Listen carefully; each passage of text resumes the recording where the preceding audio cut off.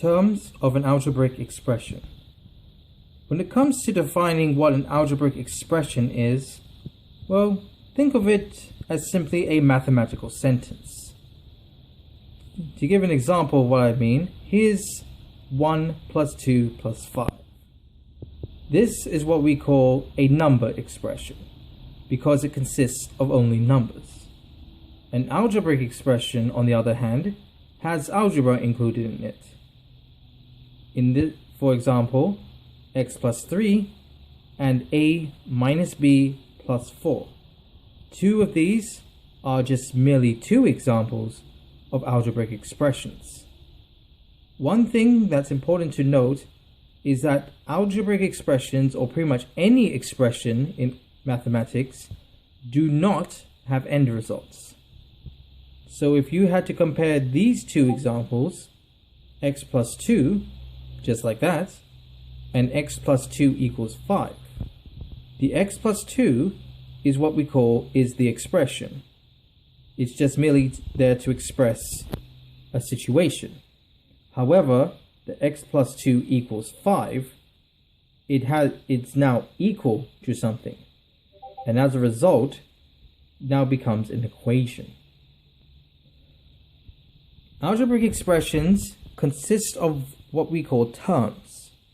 Terms are just simply single units in expressions, and they are separated only by plus and minus signs. So if you have, for example, a expression consisting of only a, it has one term. Only the number 3, that's one term. A plus 3 has two terms, since terms are separated by a plus sign. 3a is the same as saying 3 times a. Terms are not separated by multiplication, and as a result, 3a would still be one term. However, if you have something like a plus 3 all in a bracket, brackets do not separate terms. So even though they are two terms, but when enclosed in a bracket, it only becomes one. This gives rise to some more interesting examples. Here you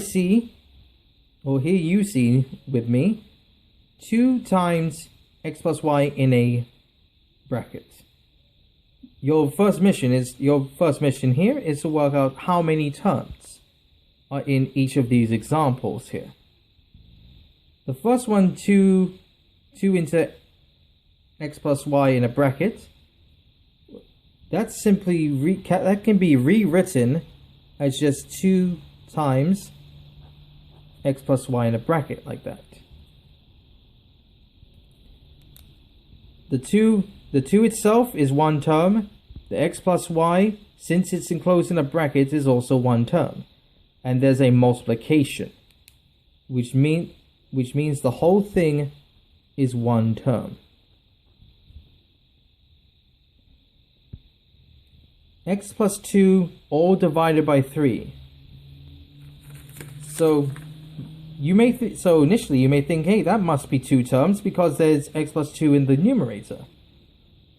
However, if you remember in our previous lesson, x plus 2 over 3 can be rewritten as x plus 2 in brackets divided by 3. And when you look at it in that way, it makes sense why this whole thing can actually be said as one term. Since it's x plus 2 all divided by 3. There's no plus or minus that is separating these terms. So that's why it's one term. And finally, x plus 3 all under a root sign, then plus y. This whole thing here is one term, since terms are not separated by root signs, and it's one with it all being under one root sign, is all classed as one term.